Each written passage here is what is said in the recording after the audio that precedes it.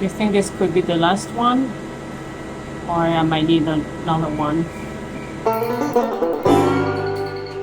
Hello Angry Birds! You know what time it is? It is time to bring you part 6 of my microblading removal journey. It's been a while, about 6 months, so I owe you an update. You guys have been writing to me asking for what's going on with my eyebrows. But first, let's do a quick review of where we left off in the prior episode. The 532 laser session removed a lot of the red that popped up after my first 2 sessions using the 755 laser, which landed me with yellow eyebrows.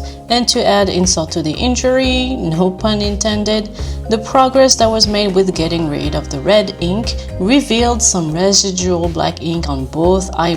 Surprise! As a matter of fact, I am right now on my way to the same place I went to last time for my 3rd removal session. We're gonna do things a little bit differently today. They're gonna be using 2 laser machines, the 755, which I found out that they had after my last session. Yes, we do have the 755, and we can treat the black spot. And the 532, 735 to handle that little black residual ink that I have here. 755, 750. And 532 again for the red and the yellow. So I have a rainbow situation. That's what I'm gonna call it. When you come and do both, I can still do both at the same area. I can do that with the 532 and then with the 755. So we get both lasers. Yes. Prices have not gone up, so I'm really happy. Places tend to raise their costs with the new year, but that is not the case. Same thing, we're going to be applying the numbing cream half hour before the laser session, let it sit, and hopefully it will do its thing. Although last time, I don't really remember being in pain whatsoever, unlike the first 2 sessions that I had done with the 1064 at that other removal place. Also hoping that this is the very last time that I will be doing this, so I can close the chapter on this journey and never look back again. But we will see. I had to call this place a couple of times because I was told one of their laser machine was down, but I wasn't told which one it was. So I'm hoping that from the last time I talked to them and today that they are still up and running like they told me they were. Yeah, let's just see how it plays out. I will take you along as always. If I'm not able to capture anything on video, maybe you'll get another reenactment from me. We'll see. All right, see you soon again. So I made sure to show her a collage of my pictures before her last session and right after, and spend just a minute going over the inks we needed to tackle in today's session.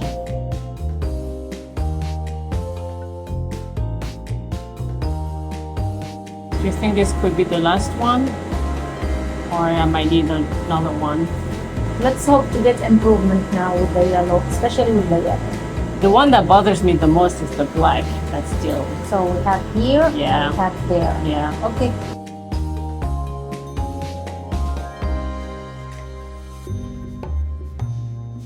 Are you ready? Yeah. Do you feel it? A little bit. A little bit? Yeah. Doesn't hurt. So I'm hoping that from the last time I talked to them and today that they are still up and running like they told me they were. This is when we hit our first hurdle of the day with the machine acting up. A few moments later. Yes, that's how it should be. Okay, how are you? In that area? She went to grab the ice roller and had me press on the brows while changing the handpiece for the 532 laser round. It burns with this more than this. Oh, you mean the eyes? Yeah. It's okay. Remember, ice burns like here. Yeah.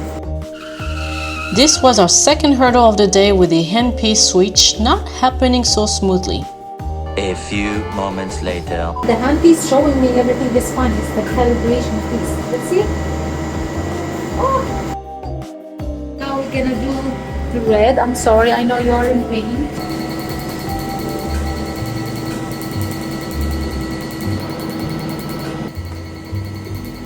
It's gonna be swollen at the beginning, okay? Very important, no sun exposure. I'm gonna put the Aquaphor now. In the next few days, if you are not working, keep adding Aquaphor, but ice also. We'll see It's what gonna take time. we did it. $150 more, but we did it. And also it looks like I cried my eyes out with the eyeliner running. Just piece of advice, don't wear makeup if you don't have to. In my case I had to because we have reservations for a nice place in the afternoon. I don't know why I always do these microblading removal sessions on a day like this one. So did hurt a little bit with the 532 but not the 755. We did lose a good 20 minutes waiting for the tech to recalibrate the machine after she swapped the handpiece. Again, you have to remember the different wavelengths are optional accessories that these businesses can purchase and attach to the long hand that's part of that Picosure laser. So she switched it from the 755 to the 532, but it looked like it took a long time to reset and recalibrate, so it's okay. We had time, it's Saturday. Rather have it done all today than having to come back. For now, I mean, it's sitting under a lot of gooey stuff, but it looks like some more yellow and red came out, and the one I was really concerned with was the black that was taken care of with the 755. I still see a spot here, but again, with time, you know, we'll let the immune system work on that by removing the fragmented ink particles.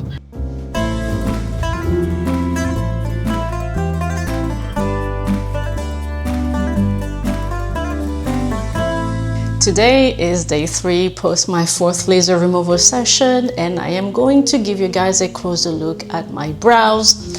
Unfortunately, life happens. Had I not been busy, I would have been able to capture them on day 1 and 2 for you, and you would have seen some redness, a bit of tenderness, and a bit of swelling. But hey, we're here today, and I am going to bring the camera closer so we can have a look at what's up. So over to this side is where that redness was a lot stronger on day 1 and 2. Since then, it's subsided into a discolored brown.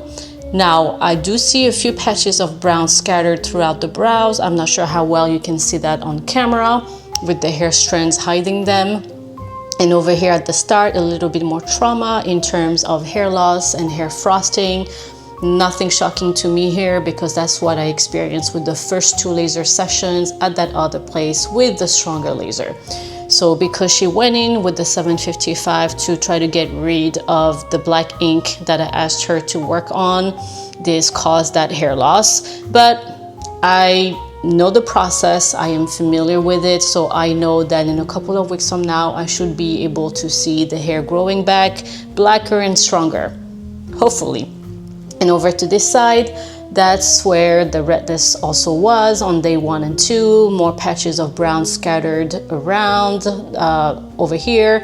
And at the start of both eyebrows, you see that there is still some strong yellow discoloration, but I can say that it's looking a whole lot better than it was the day before the session. So let's just give my immune system a bit more time to process that.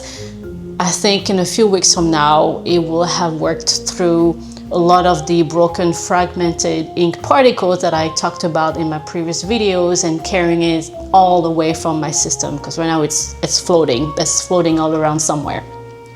Oh, another thing is I got this big ass zit. Well, it's looking better now than it was the day after the session, and I think this has to do with that gooey Aquaphor stuff that she applied on both of my brows to protect them from I guess the sun and help them recover faster and better.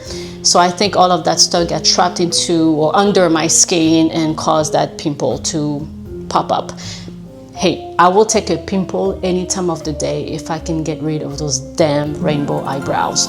So I believe in the process. Let's give it more time. As always, I will keep you up to date. So I will check back in a few days or a few more weeks, and hopefully things will look better. So we'll see how things will play out.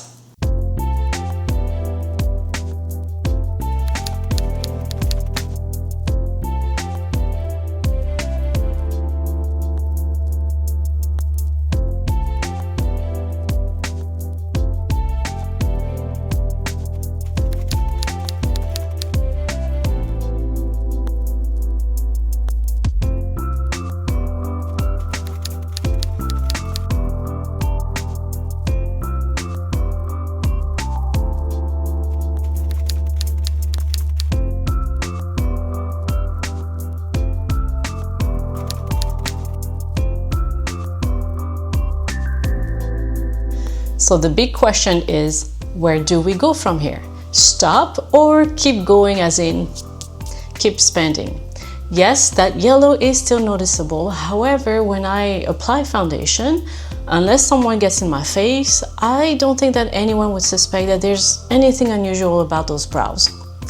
And I will say that the point to all of this is that I have been doing it for me, not others. Meaning that if I'm going to be home with a bare face, ideally it would be nice not staring at a pair of brows that I wasn't born with.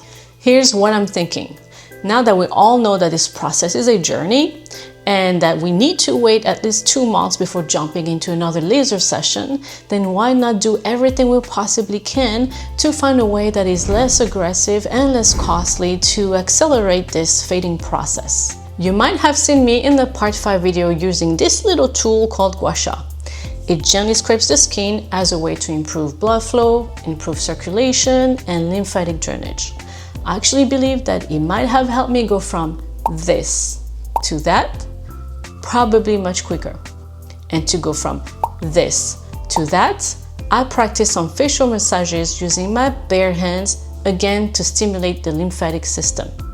I am thinking about putting a video together showing you these techniques, so if you have any interest in trying them out, just let me know. Alright, if you have any questions or comments to share, please drop them below. And on another note, if you live in Florida or love stopping in for vacation, we've got another YouTube channel called Franco's in Florida, and I will link it below, where you will find videos on things to do, things to see in a sunshine state.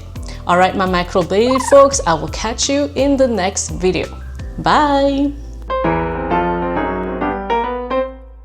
Part 5, using this tool, the lymphatic drain. I've scrapes the skin to stimulate the lymphatic system. Improve